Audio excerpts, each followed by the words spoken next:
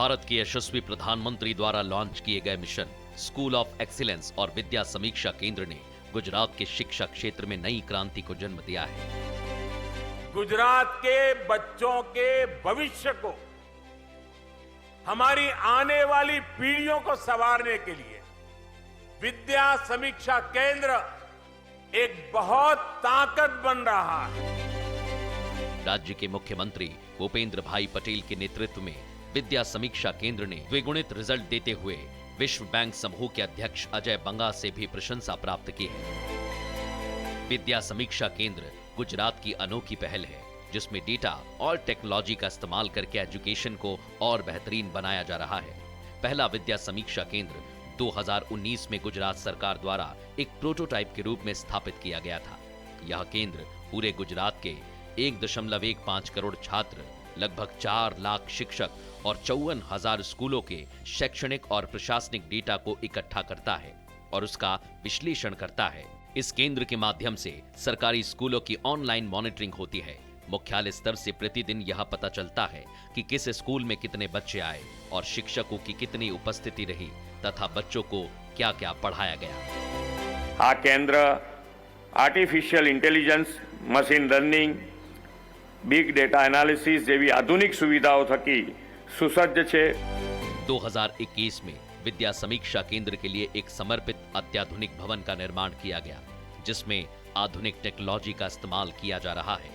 इस अत्याधुनिक फैसिलिटी में उच्च प्रशिक्षित शिक्षकों की एक टीम सक्रिय रूप से विभिन्न कार्यक्रमों के क्रियान्वयन की निगरानी करती है। वीएसके की आधुनिक टेक्नोलॉजी की सहायता से समग्र राज्य की स्कूलों से स्विफ्ट चैट के माध्यम द्वारा हर साल 500 करोड़ से भी ज्यादा डेटा सेट्स इकट्ठे किए जाते हैं। विद्या समीक्षा केंद्र के ऑनलाइन अटेंडेंस मॉनिटरिंग के कारण 14 लाख स्टूडेंट्स और 20,000 टीचर्स अब नियमित रूप से स्कूल आने लगे हैं। पहली कक्षा से 8वीं कक्षा तक बच्चों की पढ़ाई में औसतन 8.04% का साल दर साल सुधार देखा गया है और 2023 की तुलना में 2024 में बोर्ड एग्जाम के रिजल्ट्स अधिक बेहतर हुए हैं। विद्या समीक्षा केंद्र में हम हर एक बच्चों का, उसको सब्जेक्ट में कहाँ पे प्रॉब्लम है, क्या उसको अच्छे से आता है, क्या उसमें वो इम्प्रूव कर सकता है, वो सब चीज़ देखते हैं। जो भी उसको रेमेडियल चाहिए तो वहाँ पे भी हमारा खुद का जो गवर्नमेंट का जी शाला का कंटेंट है वो हम लिंक देते हैं कि बच्चा घर पे भी जाके वो पढ़ सकता है।